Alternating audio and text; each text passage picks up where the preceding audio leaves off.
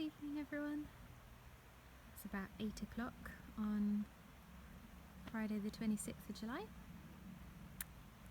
and I was just wandering around the back garden and I thought I'd do a little update. Me and Emmy have been doing a little bit of work out here.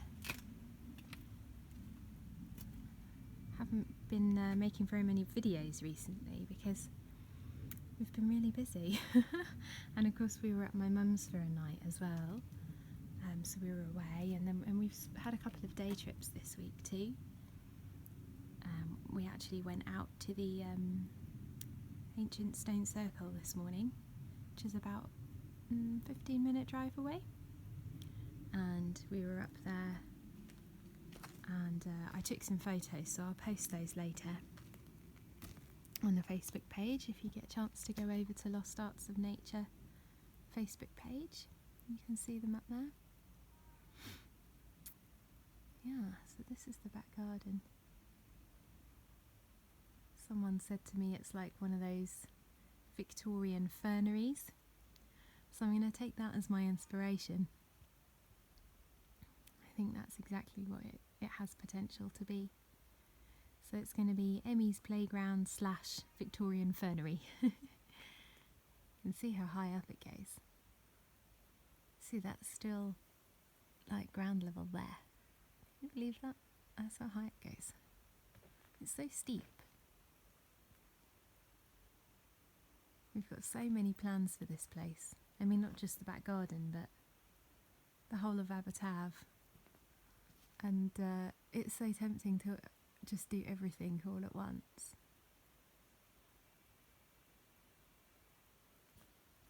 It's hard to keep focused on just one or two jobs at a time. So this area here is where me and Em have been excavating today, and what we're doing is we're trying to clear a lot of the leaf mould, and we're using it as mulch for the front beds. And the reason we're doing that is just because we want to landscape this a little bit more, so that we can add in more things here for Emmy to play with. So I haven't quite figured it out yet how it's going to work, but we're going to have lots of tree stumps and balancing things and rope climb type structures, and thinking about putting in a small sand pit as well, but we want to retain the natural, habitat here, of course, as well as keeping it quite natural looking as well. So plus the fact that I really need to mulch those front beds so that I can keep the weeds down and plant things in there. And this is what I have. I don't have anything else, so this is what we're using basically.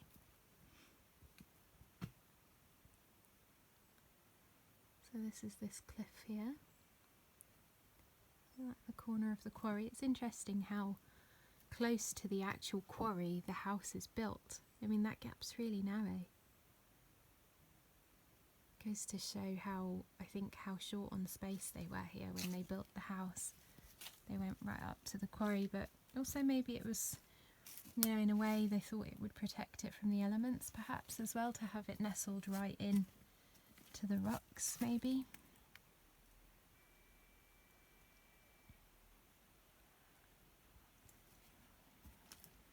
You can still see there's loads of moss on the walls. We still need to sort that out. So I'll show you the mulching that we've been doing around here. So we're almost finished this bed now. This is what we're working on. So we've done all of this today, right up to those little trees there. So I've just got this bit here to do, and the buttercup, which is really invasive, just came straight through this mulch, so I've put another layer on it to make it deeper again. I've got a honeysuckle there that I rescued, and I've just popped in the mulch for now, but I'll be putting that up properly later so that he's in a proper pot and grow him on. The honeysuckle is just beautiful. And then this is what Jem and Emmy have spent their day doing, which is just beautiful. This is one of those vines that Jem took off one of the dead trees, and they've just popped moss and ferns in there, and they've kind of weaved it all in. And his idea is that we put this in the house, and they are essentially air plants, so they absorb the moisture from the water. I mean, the moisture from the air, is what I mean. To try and reduce the damp in the house a little bit. The damp in the house is, yeah, it is. It's not awful, but it is quite damp. Nothing ever feels properly dry, and in fact, actually, I bought bamboo toothbrushes for us all, and I discovered that they're going mouldy because it's quite damp in our bathroom. So unfortunately, the bamboo toothbrushes have to go. I'm not quite sure how to keep them from going mouldy. So if anyone has any tips on that, please let me know. Otherwise we'll have to go back to plastic toothbrushes, which is a shame, until we get the damp sorted in the house anyway. So I'll take you back up here so we can see, oh look at these hazelnuts. Focus. There we go. Hazelnuts. We've got loads of hazelnuts. But yeah, I'll take you up here so you can see that site that we were clearing earlier in the week.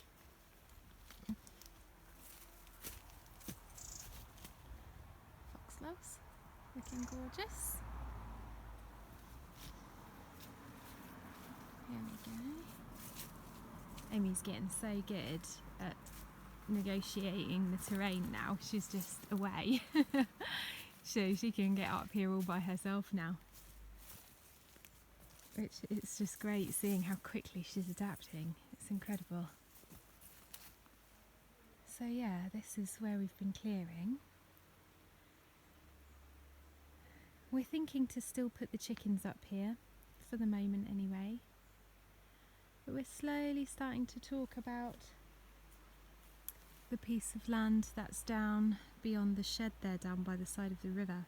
There's quite a big piece of flat land, and the only thing that's wrong with it is that there's a lot of Japanese knotweed there, which did unfortunately get sprayed with glyphosate before we bought the property.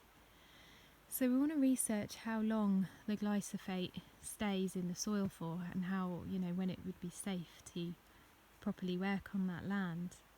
But we're starting to think that that might be a good option for our vegetable garden, our polytunnels, our greenhouses, possibly even the chickens, because it is flat, it's next to the water source of the river, and it gets really good sun. So it's just a thought at the moment, it's just a consideration. We'll see. Yeah, it's interesting how plans evolve, and it's really only by spending time on the land and working on the land that these things start to take shape, and you start having ideas and you make a plan, and then when you actually get out here, things, you just start changing your mind about things, because although it might look good on paper, it's quite often the way that once you actually get out here, it feels different. So I'm sure it will just be an evolving thing that happens over many years. You see that fallen tree down there? Well, there's 2, 3 actually. 1, 2, 3. And then there's another one there. One's on its way there, and there's another one here. We've got a lot of fallen trees to gather, and I think that we'll do a situation where we gather some of them to use as firewood, and then others will leave, because they are really important part of the habitat. Dead, fallen trees and wood, you know, they form really good nesting sites, feeding sites, and cover, not to mention all the bugs and fungi that and insects that give food to all the birds and stuff, so they're really important. You hear that bird?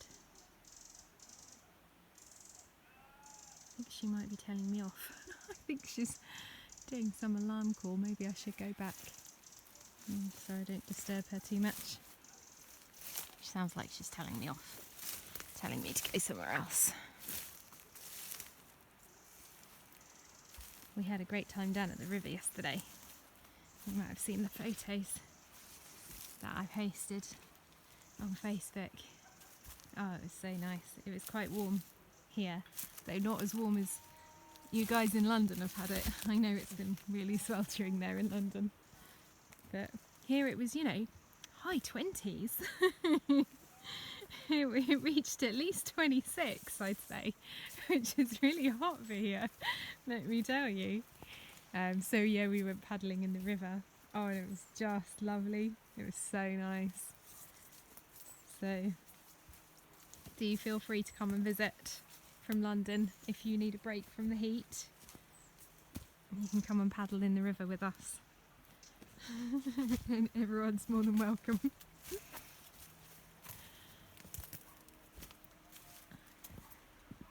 There we go. Leave that bird to doing whatever she was trying to do before I went and crashed through there. I'll see if I can take you down those steps and we can go down to the flat ground by the river and see if my phone will last that long. Eventually I will get a new phone, I promise, and then I can do longer videos and hopefully it will focus better as well. Because I know this keeps going in and out of focus. Here we go. These gorgeous little flowers, they're like little stars.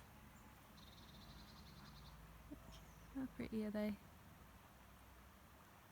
Little stars.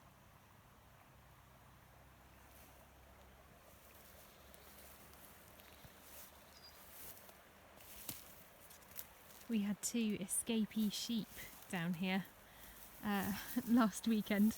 I don't know if I mentioned, I might have done. We had 2 of the local farmers' sheep come down and they appeared down here next to the river. We don't know how they got here. Jem thinks they swam across the river. I'm not sure. Maybe they did. I disturbed something over there to my left. But anyway, they had a good old time chomping the Japanese knotweed, which was fab. Because apparently sheep and goats and cattle, they do like to eat it. So that's always an option, is to get a couple of goats down here and they'll see to all the young sheeps and maybe give us some milk in the meantime as well. So that's always an option. This Himalayan balsam grows, I'd say it grows faster than the Japanese knotweed, actually. Because that's grown a lot since I was last down here, whereas the Japanese knotweed, you know, it's definitely growing, but not as fast as the Himalayan balsam. You can see the destruction caused by that glyphosate. It's terrible stuff. It kills everything. It's so sad. There's a lot of clearing up needed down here, and just to try and needs a lot of love to bring it back all back to life again. Because this was once, you know, so overgrown you couldn't even get down here. There was no way. We didn't even know how big this piece of land was. It was so overgrown, and so to see it like this is really sad. You can see how big it is. I mean, it starts all the way beyond there. You can see the bridge, so that's our boundary. And then all the way down the riverbank here. and then all the way down. Well, the whole way down really, but it's probably flat to about there. So it's a huge piece of land. You could easily get a polytunnel and a greenhouse down here, and the chickens. And like I say, it gets good light because the sun rises over there in the east. That's east for us, and it goes up round behind us then, behind the house. So it's a good place to do it. We'll see what happens.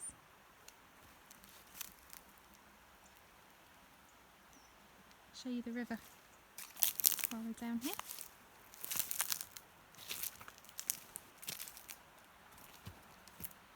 We haven't done much in the house, by the way, which is why I'm not doing a video in the house today. Because we've just been having fun, to be honest with you. It's been such nice weather. We've been going out for lots of walks, exploring new places, working outside. So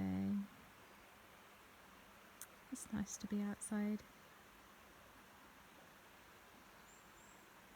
It's set to rain all week this week though, so maybe we'll get more done in the house this week. We had somebody come in to look at the wood burner for us and give us a quote for installing it, and we're actually starting to think now that it's quite expensive to get these things installed, and it's going to take a lot of work as well, you know, in terms of we have to drill through the wall, the very thick stone wall, to put the flue into the chimney, and it's quite a big job, you know, and we just think, well, maybe we should just buy an oven, you know, like as in a Rayburn, a wood and coal fired Rayburn, and just put it in, because the plan is to put the wood stove in and for this winter, and then next winter swap it for a multi-fuel oven and put the wood burner in the back room. Bit of a complicated plan, I know, but that's what we'd thought, you know, time and energy and money would allow. But actually we're thinking that it might just be a false economy, and that it might just be better to go all out, get the oven put straight in. Oh, I'm stuck on a bramble. Like, I've been snagged. So it might well be, sorry, excuse me while I untangle myself. It might well be that we do that, actually. Just put the burner in the back room and just get a wood and coal fired oven for the kitchen, and then we're only installing everything once and we're not having to mess about with it too much. So yeah, we're just costing it all out basically and working out all the logistics of it. But I think that's probably what we'll do. And you know what, that would be so nice, because then we'll have an oven, which would be really nice, and a heat source, and it would power the radiators, and it would power our hot water. And you know, it's kind of like the heart of the home, you know, these Rayburns and Argas, and it's all fueled by